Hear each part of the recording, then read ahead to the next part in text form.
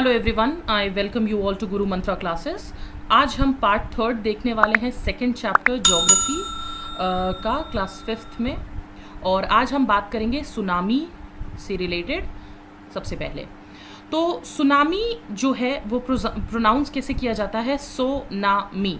ठीक है, इसका जो मतलब होता है ये series of under water waves होता है जो कि क्रिएट होता है ओशन या फिर वाटर बॉडी में किसी अर्थक्वेक के द्वारा, या फिर अगर लैंडस्लाइड होता है, वोल्केनिक इरप्शन होता है, या फिर किसी और रीजन से जिसमें कि वेव्स आफ्टर वेव्स जनरेट होती है। और ये बहुत ही बड़े बड़े हाइट की वेव्स होती है जो कि काफ़ी डिस्ट्रक्शंस लेकर के आती है। तो जो हम नॉर्मल वेव्स देखते हैं कोस्ट पे, जो वाटर का मूवमेंट होता है इस तरीके से, वो सुनामी इस तरीके से नहीं आता। सुनामी की जो वेव्स होती हैं वो काफ़ी ज़्यादा हाइट की होती हैं। ठीक है, तो जो कोस्टल वेव्स होती हैं वो विंड के द्वारा बनाई जाती है और वो बहुत ही स्मॉल होती है as compare to tsunami waves. तो कोस्टल वेव्स जो हैं वो सुनामी वेव्स के कंपैरिजन बहुत ही छोटी होती हैं, और सुनामी काफ़ी ज़्यादा ह्यूज होती है और बहुत ही क्विकली ट्रैवल कर सकती है और बहुत ज़्यादा ह्यूज डिस्ट्रक्शन लेकर के आती है जब वो किसी भी तरह के बिल्डिंग वगैरह से या फिर किसी भी एरिया से टकराती है। ये पिक्चर है, आप देख सकते हो आपके सामने। 2004 की सुनामी तो आप लोगों को याद होगी, कितना ज़्यादा डिस्ट्रक्शन उसकी वजह से क्रिएट हुआ था। तो आगे बात करते हैं फ्लड्स के बारे में। फ्लड इस वजह से आता है कि अगर बहुत ज़्यादा हैवी रेनफॉल होता है तो उसकी वजह से फ्लड आता है। अगर प्रॉपर ड्रेनेज ना हो तो उस वजह से फ्लड्स क्रिएट होता है, जिसकी वजह से वाटर बॉडीज जैसे कि रिवर्स, लेक्स, इसमें पानी भर जाता है, ओवरफ्लो हो जाता है वाटर, और उसके बैंक से वो स्प्रेड कर जाता है बाकी के सराउंडिंग एरियाज में। तो अगर हैवी रेनफॉल होती है तो वो उसका मेन रीजन होता है फ्लड्स का। It can also happen due to the following reasons, जो हम देखेंगे कि जो लैंडस्लाइड होता है, सपोज करो कि मिट्टी खिसक गई और बहुत ज़्यादा मिट्टी जमा एक जगह हो जाने से जो वाटर है वो स्प्रेड नहीं हो पाता, वाटर पेनेट्रेट नहीं हो पाता नीचे, और उसकी वजह से जो सराउंडिंग एरियाज है वहाँ पे वाटर भर जाता है, जिसकी वजह से रिवर चैनल्स की ब्लॉकिंग हो जाती है और वहाँ पे फ्लड आ जाता है। अगर डैम में किसी तरह का डैमेज हो गया है, कोई रिवर के पास अगर डैम बनी हुई है और उसमें अगर किसी तरह का डैमेज हो जाता है तो उसकी वजह से भी फ्लड्स आ जाती हैं। अगर साइक्लोन है या फिर सुनामी है कोस्टल एरियाज में अकर्ड तो उसकी वजह से भी फ्लड्स आते हैं। अगर स्ट्रॉन्ग विंड्स है जैसे कि टाइफून्स या फिर स्टॉर्म्स अगर सी में आ रहे हैं तो उसकी वजह से भी फ्लड्स का क्रिएशन होता है।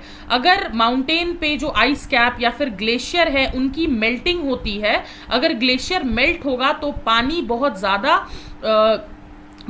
ज़्यादा हो जाएगा, और जब वाटर बहुत ज़्यादा हो जाता है तो उस वजह से भी फ्लड्स का क्रिएशन होता है। तो हमारी कंट्री एक पेनिनसुलर कंट्री है। पेनिनसुलर कंट्री का मतलब क्या है, हमारे तीनों साइड पे वाटर बॉडीज हैं। ठीक है, Arabian sea, bay of Bengal और इंडियन ओशन होने की वजह से जो आपका फ्लड है वो बहुत ही कॉमनली इंडिया में देखने को मिलता है, और जो नॉर्दर्न प्लेन्स है इंडिया के वो काफ़ी ज़्यादा फ्लड प्रोन होते हैं, यानी कि यहाँ पे फ्लड्स बहुत ज़्यादा आता है। फ्लड बहुत ज़्यादा डैमेज और डिस्ट्रक्शन करते हैं life of the people, property and crops की, और इसके आफ्टर इफेक्ट्स बहुत ज़्यादा खराब होते हैं। यानी फ्लड्स तो आकर के चला जाता है, बट उसके बाद जो चीज़ें खराब हो जाती है उसको सही करने में काफ़ी टाइम लग जाता है। Floods can also spread dangerous diseases, क्योंकि पानी एक जगह पे जमा हो चुका है।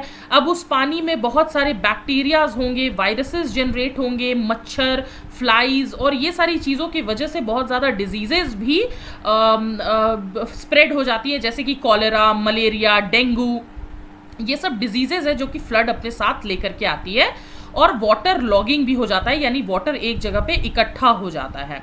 हम फ्लड्स को प्रिवेंट कैसे कर सकते हैं? हम फ्लड्स को एक तरीके से प्रिवेंट कर सकते हैं अगर हम ट्रीज ग्रो करने लग जाएं। ज़्यादा से ज़्यादा अगर हम ट्रीज ग्रो करेंगे तो पानी जो है वो सीप इन करेगा, सॉइल वहाँ की खिसकेगी नहीं, और फ्लड्स को प्रिवेंट किया जा सकता है।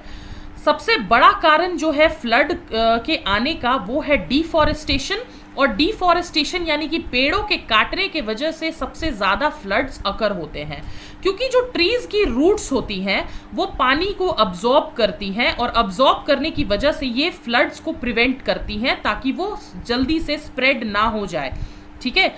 और इसके अलावा भी हम अपने आप को प्रिपेयर कर सकते हैं फ्लड से, जैसे कि फूड और फ्रेश वाटर के स्टॉक्स रख के, सपोज करो फ्लड्स आ ही गया अगर, तो अगर हम फूड और फ्रेश वाटर का स्टॉक रखेंगे तो इतना ज़्यादा डैमेज नहीं होगा। रेडियो और टेलीविज़न के न्यूज़ को प्रॉपरली हमें वॉच करना चाहिए। अगर किसी तरह की वार्निंग है या एडवाइसेस है तो उनको सुन करके फटाफट से एक्शन लेना चाहिए। एक फर्स्ट एड किट हमेशा इमरजेंसी के लिए रखना चाहिए, और हमेशा कोशिश करें कि गर्म पानी ही पिए। टॉर्च, मैच बॉक्स और कैंडल्स हैंडी रखें कि कभी भी अगर ज़रूरत इनकी पड़ी तो हम इजीली इनको लेकर के और जा सके कहीं पे भी। अगर पानी आपके घर में घुस गया है तो आप फटाफट से जितने भी इलेक्ट्रॉनिक डिवाइसेस हैं उनको स्विच ऑफ कर दो, क्योंकि उसकी वजह से करंट भी घर में फैल सकता है और ये ज़्यादा डेंजरस होगा। फिर बात करते हैं ड्रॉट्स। ड्रॉट्स का मतलब होता है सूखा पड़ना। अगर रेनफॉल की कमी है तो वहां पे ड्रॉट्स आपको देखने को मिलेंगे, ठीक है। जितने भी वाटर रिजर्वॉयर्स होते हैं जैसे कि रिवर्स, लेक्स, पॉन्ड्स, वेल, अगर ये सूख जाएं तो वाटर का शॉर्टेज हो जाएगा और डोमेस्टिक और एग्रीकल्चर के पर्पस से वाटर अवेलेबल नहीं रहेगा। फेमाइन इसकी वजह से आ जाता है, ड्रॉट की वजह से फेमाइन आ जाता है, और फार्मर जो है वर्स्ट अफेक्टेड होते हैं। सबसे ज़्यादा प्रॉब्लम्स फार्मर को होती है और वो क्रॉप्स ग्रो नहीं कर पाते हैं, क्योंकि पानी अगर अवेलेबल नहीं है तो आप क्रॉप्स कैसे ग्रो करोगे। तो इसकी वजह से फूड में शॉर्टेज हो जाती है और फेमीन आ जाता है, ठीक है। तो फूड शॉर्टेज की वजह से ह्यूमंस, एनिमल्स सब अफेक्ट होते हैं, और हमें पता है कि वाटर एक इंटीग्रल पार्ट है हमारी लाइफ का। अगर वाटर नहीं होगा तो बहुत तरीके की प्रॉब्लम्स हमें फेस करनी पड़ सकती है। और इस वक्त क्योंकि पानी की अवेलेबिलिटी कम है तो जितने भी आपके फॉरेस्ट में पेड़ है ये सब सूख जाएंगे, और सूखे हुए पेड़ों पे आग लगना बहुत ही कॉमन होता है। तो इस वक्त फॉरेस्ट फायर्स भी बहुत जल्दी पकड़ते हैं, ठीक है। ड्रॉट्स को हम कैसे प्रिवेंट कर सकते हैं? ज़्यादा से ज़्यादा हम पेड़ लगा सकते हैं। हमें क्रॉप्स जैसे कि मिलेट, सोरगम, मेज़ ये सब उगाना चाहिए जो कि ड्रॉट रेजिस्टेंट होते हैं, ठीक है, ड्रॉट आने से रोकते हैं। रिजर्वॉयर्स वगैरह कंस्ट्रक्ट हमें करना चाहिए ताकि इमरजेंसी वाटर सप्लाईज हमारे पास मौजूद हो, और रेन वाटर हार्वेस्टिंग हम कर सकते हैं। रेन वाटर हार्वेस्टिंग क्या होता है आप मुझे कमेंट सेक्शन में बताओगे। साइक्लोन्स की बात करें अगर, तो साइक्लोन्स का मतलब है कि जब विंड की स्पीड बहुत ज़्यादा हाई होती है तो वो सर्कल्स में मूव करते हैं, ठीक है, और इसकी वजह से हमेशा हेवी शावर्स यानी बहुत तेज़ बारिश भी आपको देखने को मिलती है। साइक्लोन्स काफ़ी ज़्यादा डिजास्ट्रस हो सकते हैं और बहुत ज़्यादा डैमेज कर सकते हैं लाइफ एंड प्रॉपर्टी की, और कोस्टल रीजन्स में ये साइक्लोन्स बहुत ज़्यादा अफेक्ट करते हैं, ठीक है। इंडिया का जो ईस्टर्न कोस्ट है वो बहुत ज़्यादा अफेक्ट होता है वेस्टर्न कोस्ट के कंपैरिजन। तो ये अगर इंडिया है तो इंडिया का जो ईस्टर्न कोस्ट है यहाँ पे बहुत ज़्यादा साइक्लोन्स हमें देखने को मिलता है, बट वेस्टर्न साइड में इतना नहीं देखने को मिलता है। तो उड़ीसा स्टेट जो है वो सबसे ज़्यादा सफ़र करता है साइक्लोन्स की वजह से। तो एक पावरफुल साइक्लोन आया था जो कि 1999 की बात है, जिसमें काफ़ी ज़्यादा हज़ारों की संख्या में लोग मरे थे और बहुत सारे लोग बेघर हो गए थे। तो ये साइक्लोन्स की बात है।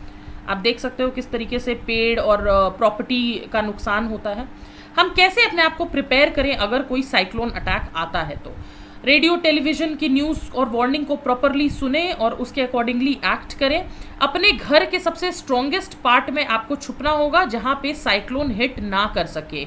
विंडोज़ वगैरह से थोड़ा बच के रहना पड़ेगा, और वाटरप्रूफ बैग्स में हमें खाना स्टोर करके रखना चाहिए। एक फर्स्ट एड किट हमेशा अवेलेबल होना चाहिए, और जब तक साइक्लोन ख़त्म ना हो जाए अपने घरों से बाहर आप ना निकलें। तो ये कुछ वार्निंग्स हैं जो कि साइक्लोन से हमें प्रिपेयर करती है।